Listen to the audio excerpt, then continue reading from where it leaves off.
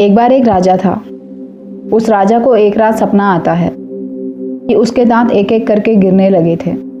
वो राजा जब सुबह उठता है तो वो अपने दांतों को चेक करता है। वो हैरान हो जाता है ये देखकर कि उसके तो कोई भी दांत नहीं गिरे।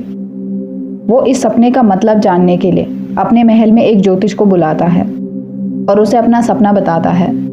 ज्योतिष राजा का सपना सुनने के बाद राजा से कहता है कि इस सपने का मतलब ये है कि आपकी आंखों के सामने आपके परिवार के सभी सदस्य एक एक करके मर जाएंगे।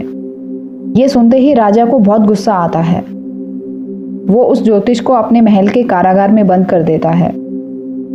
अब राजा अगले दिन अपने महल में दूसरे ज्योतिष को बुलाता है और उससे अपने सपने का मतलब पूछता है।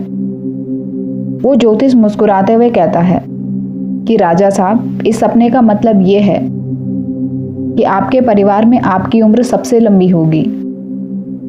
राजा ज्योतिष का जवाब सुनकर खुश हो जाता है और उसे उपहार में बहुत सारे सोने के सिक्के देता है। यहाँ पर उन दोनों ज्योतिष का कहने का मतलब तो एक ही था, लेकिन कहने का तरीका अलग था। उनके शब्द अलग थे।